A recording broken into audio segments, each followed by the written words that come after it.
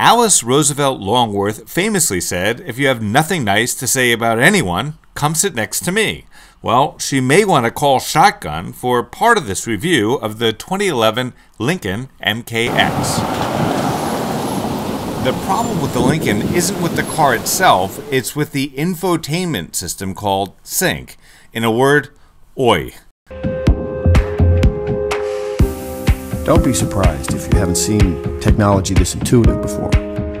While there have been some improvements to Ford's much-hyped My Ford Touch, or in this case, My Lincoln Touch, the system is still maddeningly difficult to use. The Ford Sync system, Lincoln Sync, My Touch, whatever they want to call it, sort of works. For example, please say a command. Show map. Showing map. Okay, that works. Now let's say we want to hear please say a command. Radio. Radio. Say a frequency or preset. Sirius. Sirius. Say a station name or number. Classic rewind. Tuning to classic rewind. Some days she's more cooperative than others. Okay. Please say a command. Volume up.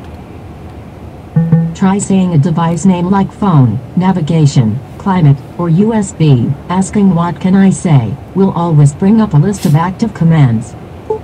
Now, it's not just about the radio, but also about the climate control and the seat heaters. The only way to turn on the seat heater, take your eyes off the road, look down there, and find the spot where the seat heater is, the steering wheel heater, the seat cooler, all of that stuff. I just think it's dangerous.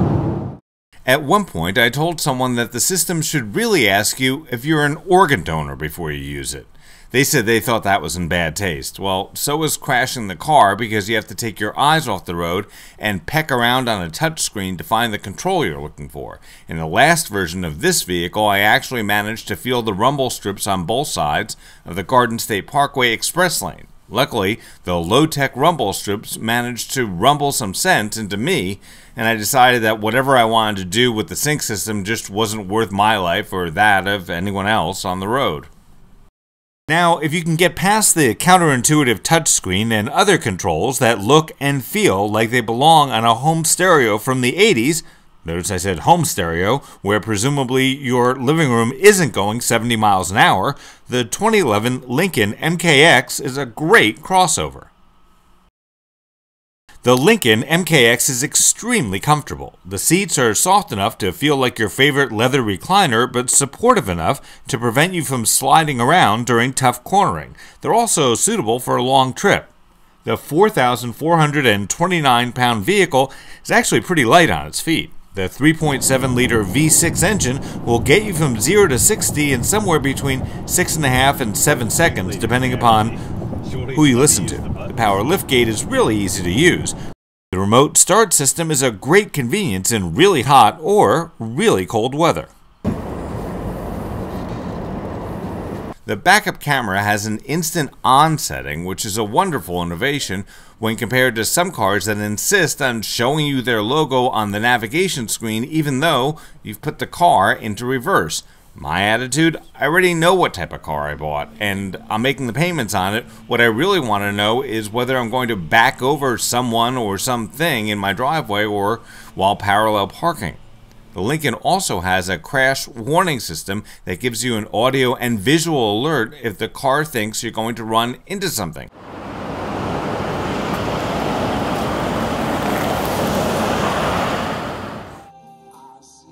In other words, the big Lincoln gives you a big heads up to pay attention, something that comes in handy when you combine it with that sync system. The blind spot detection system is also helpful on the highway or even in the city. Another nice touch is the changeable mood lighting. The Lincoln MKX is rated at 17 miles per gallon in the city and 23 on the highway. The base price of the Lincoln MKX is $41,000. The double glass moonroof is part of a $7,500 option package. It makes the MKX a light and airy ride. The total price as tested was a little over $51,000. I'm Grant Winter reporting for Real World Test Drive.